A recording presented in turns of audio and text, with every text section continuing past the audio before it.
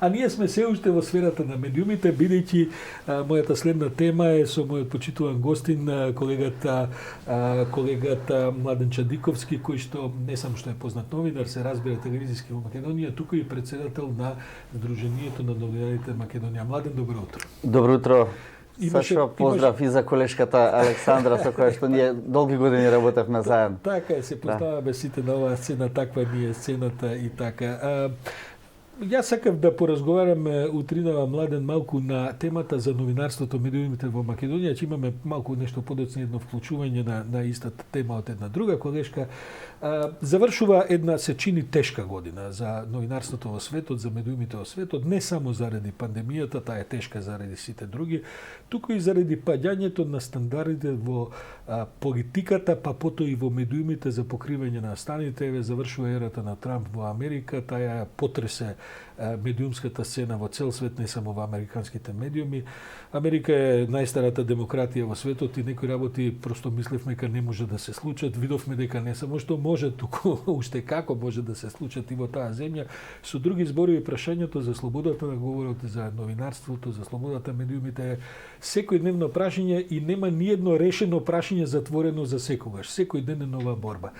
Бидејќи си на позиција да бидеш и председател на ЗНМ, каква е твојата оценка за состојбата со медиумите во оваа 2020 година во Македонија? Новинарството оваа година помина низ повеќе фази, што до сега можеби не ги видовме или не толку изразени како што биле до сега. Инаку точно е ова што го кажуваш, за жал, се уште новинарството во голема мера зависи од начинот на однесување на политичарите. Тие на некој начин диктираат во современото новинарство наративи кои што можат да бидат вакви или онакви, често може да бидат и лажни наративи. И во тие рамки оваа година ние се соочивме со еден голем феномен на тој лажен популизам и лажен наратив во новинарството, предизвикан од глобални, но и од локални мисии, би рекол тук. Така што годината почна со таа пандемија како што почна. Новинарството беше некако затекнато во една фаза, нашето новинарство. Претпоставувам и голем дел од глобалното новинарство беше затекнато од таа фаза во која што се најдовме. Бидејќи наеднаш како новинари добивме една силна општествена улога во ек на пандемија да покажеме одговорност. Добар дел од традиционалните медиуми ја изиграа таа улога прилично квалитетно во тој прв дел, би рекол, на епидемијата и пандемијата, за разлика од добар дел од онлайн медиуми кои што, дури не би ги нарекол ни медиуми, кои што го искористија целиот тој потенцијал на лажни наративи за да шират несигурност, страв, влијанија разноразни.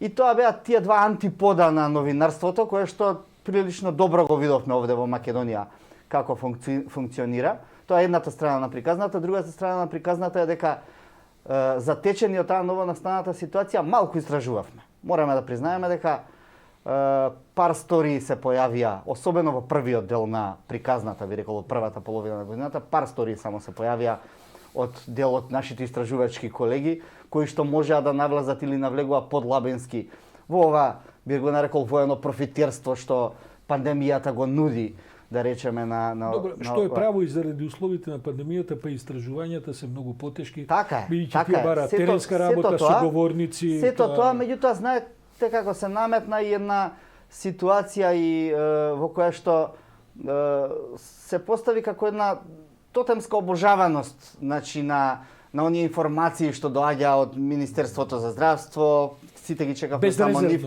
безрезервно, и тие навистина беа транспарентни во еден огромен дел, но во еден друг дел други институции зад тоа наоѓаа форми и начини за работа која што ние не можевме добро да ја скенираме. Значи, имаше разни елементи на сите овие, за разлика од вториот сегмент понатаму, да речеме, после летото, кога се вида дека пандемијата не е бауки, дека во неа може и да се живее и да се работи, почна да се охрабрија, да речем, колегите повеќе во од целата насока на барање и подлабински истории и приказни кои што не се само дел од она официјална политика. И пандемијата ја дочека земјава во една политичка поделеност која е наш традиционална за се, па кога ќе дојдат и овакви стресни случувања како и долготрајни, особено цела година ќе продолжи со месеци веројатно, тоа е еден дополнителен фактор. Лидерот на опозицијата и самата опозиција често пати знаат да се жалат на цензури, на притисоци, новинарски и така натаму. Која е оценката на ЗНМ со оглед на тоа што ние со години живееме во таа расправа и излеговме од еден период каде што таа расправа не беше ни малку без сериозни последици и така натаму. Што е и твојата и оценката на ЗНМ во врска со слободата на медиумите во Македонија? Имаат ли пристап сите што сакаат, како се третираат? Ако зборуваме за слободата на медиумите, поточно речено, за цензурата, таа во овој период е многу малку изразена. Таа пред се резултат на повеќана автоцензура, би рекол. За разлика од минатиот период, нели, од кој што излеговме, се доби едно силно ослободување на целиот наратив во медиумите.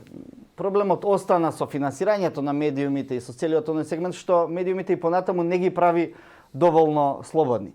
Инаку, онаа ситуација да се јавуваат кабинетски директори и кабинетски министри за да диктираат вести и да уредуваат вести и да кажуваат која вест прва ќе биде, која втора, тоа време мислам дека помина, иако никогаш не треба да речете никогаш. Слободата тешко се стекнува, ама лесно се губи, така да треба да бидеме будни во таа насока.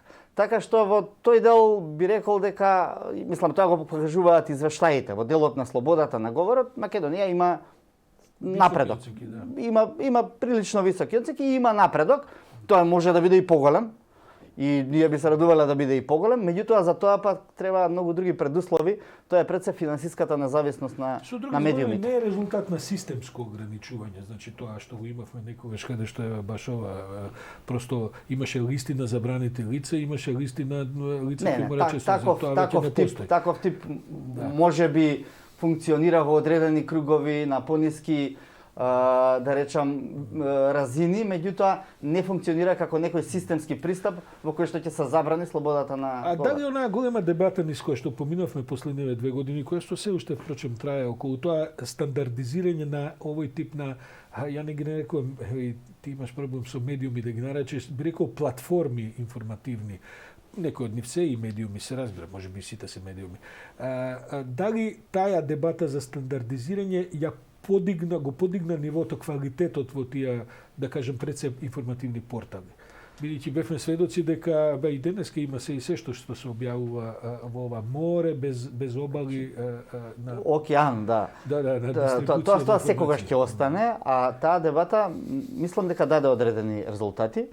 Особено во одреден дел од медиумите кои стандардизира и редакции, и начин и систем на работа. И имаме пар десетици портали кои што навистина се онлайн професионални медиуми. И тука нема збор, а дека ќе останат секогаш онакви кои што ќе ги кршат правилата. Видете, секој може да има денески блог и Facebook страница и тоа е сам по себе некаков тип на медиум, значи обединува некаков тип на луѓе и некаков тип на публика. И во тој дел мислам дека многу тешко може да се реагира за да се направи нешто. Може да се реагира во делот на говор на омраза, во делот на говор на сексизам, елементи на расизам и било што кое што е забрането со закон. Меѓутоа не може да се интервенира во делот на слободата која што не загрозува нечија друга слобода.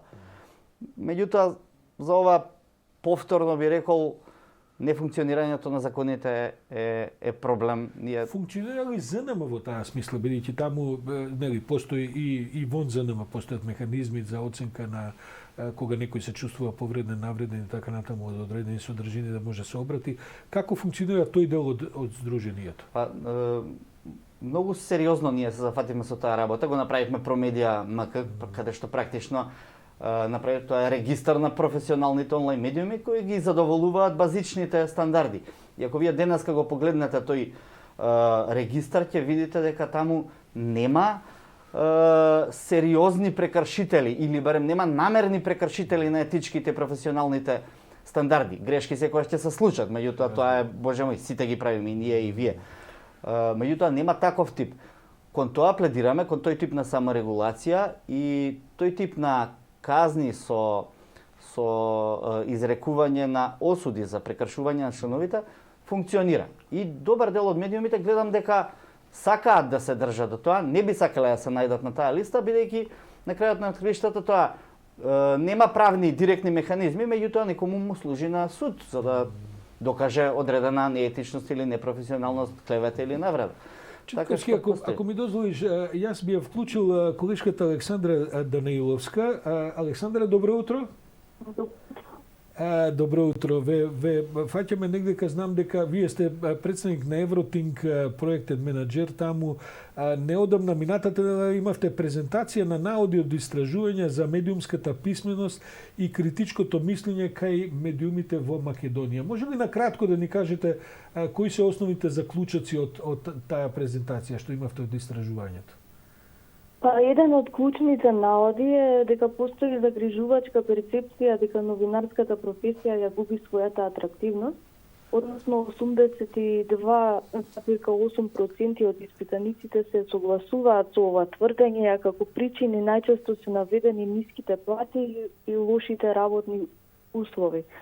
А сега една позитивна тенденција е па препознавање на намалување на политичките влијанија врз новинарите и медиумските работници од 2017 година наваму, а со тоа и поголема слобода на медиумите, но исто така, како што кажа Младен, сепак постои политика на автоцензура и истата останува да биде евидентна и во пракса, но и во извештаите на Европската комисија за државата.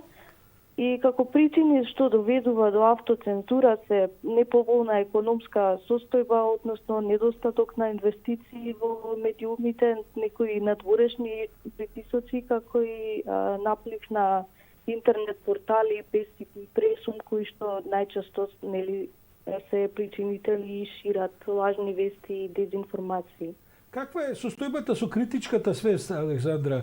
Имаат ли новинарите доволен критички пристап и кон самата своја професија, не само кон општеството кое го третираат низ својата работа? Па да, исто така и индивидуалните когнитивни способности на самите медиумски работници и стручната подготовка имаат огромно влијание врз квалитетот на медиумските производи, но едно од најраспространетите мислења кај учесниците е дека потребно е наставната програма за новинарски студии да содржи посебна и специфична едукативна содржина за стимулирање на развојот на медиумската писменост. А исто така особено е важно да се подигне свеста за улогата на медиумите во општеството и постои тесна поврзаност помеѓу независноста на медиумите и квалитетните медиумски производи, а тука игра огромна улога и интегритетот на самите медиумски работници да известуваат во согласност со новинарските стандарди. Александра, благодарам баш тоа се сите суштински карактеристики. На крај се сведува на интегритетот и на колегите и особено на уредниците. Александра Данаиловска од Евротинг, благодарам за ова вклучување. Младен, како ви помина годината во разговор со власта? Имате отворени проекти околу кои се разговара, се договара, се преговара. Некои напредоци се забележливи, меѓутоа има и неколку сфери кај што се уште постојат, дури и Заев ги спомна во последното обраќање, кај што се уште постојат зафати кои што треба да се спроведат пред се за авторските права, правата на телевизиите наспроти мобилните оператори и така натаму. Општа оценка, како ви помина контактот со државата? Па, по една општа оценка би рекол задоволително, иако не се реализира голем дел од работите, остана проблеми на типот ЗНМ или новинари држава во однос на оние тужби, клевети, во однос на неказнивоста која што доаѓа по однос на нападите на новинари, се зголемија нападите на новинари многу, особено оние преку онлайн сферата, станува збор за закани кои што постојано доаѓаат кон наши колеги и колешки. Имавме такви пријавени 14 случаи, сигурно се многу повеќе со експлицитни закани. Ниеден од нив не е процесуиран, еден само заврши со колешката Мири Јордановска, што е многу мал процент. Тоа е она на што апелираме постојано, кажувавме на власта во неколку сегменти, меѓутоа очигледно во овој дел од правосудниот систем тоа некако тешко функционира. Тоа е едното. Да бидеме искрени сега, јас сум прилично напаѓан на овој тип на платформи и така, малку е прашање на личен избор што сака човек да прави во таа сфера.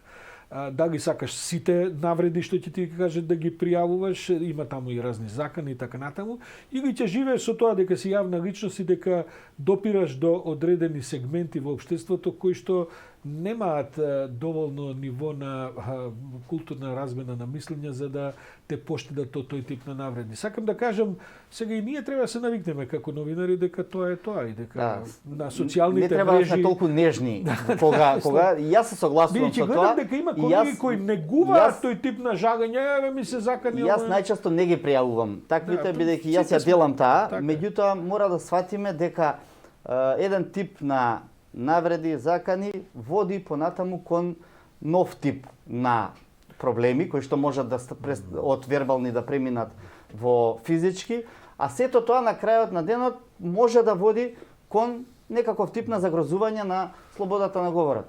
Ги почитувам колегите што ги пријавуваат и треба да ги пријавуваат. Ние мора да апелираме бидејќи мора да има пример на казнивост на тоа. Како што рековме, не може туѓата слобода на говор да ја загрози мојата слобода на говор. Тоа едно со друго не оди. Поради тоа сметам, а од друга страна пак гледаме различни аршини. Кога некој ќе се закани на премиер, на министер, на вако, многу брзо идат тие процеси, некако се наоѓаат лесно и преку Министерството за внатрешни работи, и преку судовите, и преку полицијата. Значи, не треба да гајаме двојни аршини во таа сфера. Тоа е оној еден сегмент. Вториот сегмент за кој што зборуваме, со кој што исто така се соочиме со проблеми, се одбивањето на тужбите за 27 април. Тоа е, знаете, тој случај мораше да биде медник за што ќе го разликува професионалното и одговорно од непрофесионалното новинарство. Фрапантен двоен стандард, мора да се признае. И тој стандард, значи имаме осудени луѓе со од огромни затворски казни за напади врз политичари. Од друга страна, државата преку државното правобранителство ги одбива тужбите на новинарите, а судот ги прифаќа. Тоа е стварно скандалозно и мислам дека покажува дека се уште како општество не сме спремни да ги цениме вистинските вредности во функционирањето и на слободата на ова што се вели изразување. А докаде она иницијатива напад врз новинар да се смета како напад врз службено лице, бидејќи тоа се некако дивергентни два правци во кои што се одвива расправата. Да, од една страна ве третираат дека не сте вредни да ве заштити судот од реални физички напади во такви настани како собраниските, а од друга страна ова барање да бидеме заштитени на ниво на службено лице. Тоа функционира, се работните групи го работат тоа во Министерството за правда, во содејство со нас и со синдикатот на новинари, така што тоа ќе се издействува, меѓутоа повторно ќе речам, законот е ништо ако не се применува. Ние и сега имаме закон и за говор на омраза, и за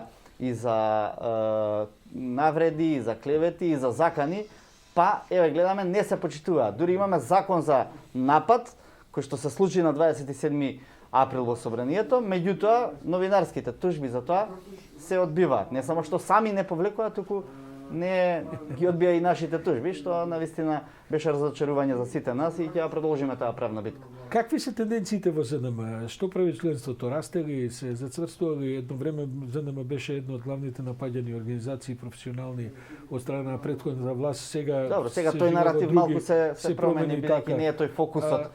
Дури и колешката од Евротинг говори за тоа како новинарите самочувствието го градат, интегритетот и така натаму. ЗНМ се стабилизираше ли, игра ли таа улога која што... Да, ние работиме на многу работи истовремено. Мислам дека таа работа добро ја тераме. До крајот на годината ќе излезат уште некои елементи за ова што сакаме во насока на заштитата на новинарите.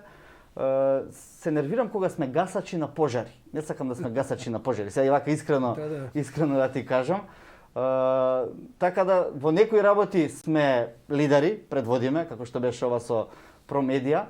Меѓутоа во некои работи наистина гасиме пожари и се обидуваме да најдеме решенија и полурешенија за да ги задоволиме и новинарите, а да не направиме проблеми во другава страна, така што се уште таа битка продолжува. Во новиот буџет за идната година владата не планира ставка која што беше во минатиот буџет за помош на печатените медиуми.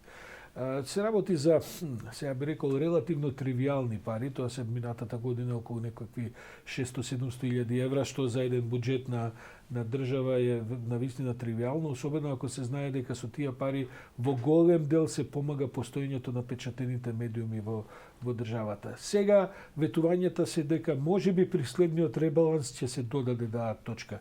Зошто не успеваме да се поставиме во таа смисла како партнери на државата да за нешто што е, бидејќи тоа помина добро таа да кажем помош што се даваше, се искоординира колегите од печатените медиуми, се направија добри критериуми, тоа не влија тие пари врз уредувачките политики, тоа е јасно, а сега таа да кажем стекната придобивка ни пропадна. Има дали збориме за иста работа, бидејќи ја колку што знам, комисијата веќе работи на распределба на средствата за печатените медиуми. Да, ама за следнијата година не се предвидени во буџетот. Тоа е мојата информација, овој што помина буџет пред неколку дена.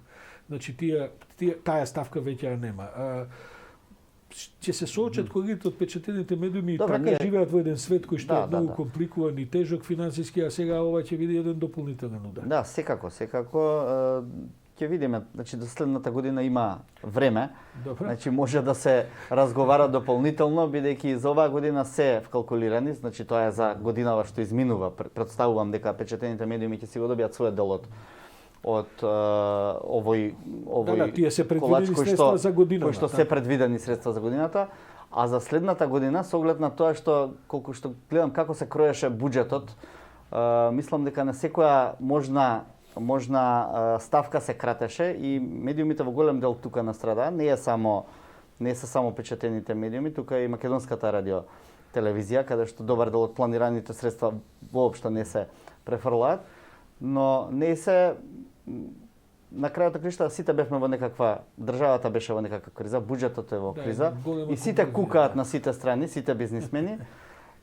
Малку и критикуваме бизнисмените кои кукаат за пари, бидејќи некогаш треба и да се подметне грб кога за тоа има потреба, особено кога станува збор за здравствена криза.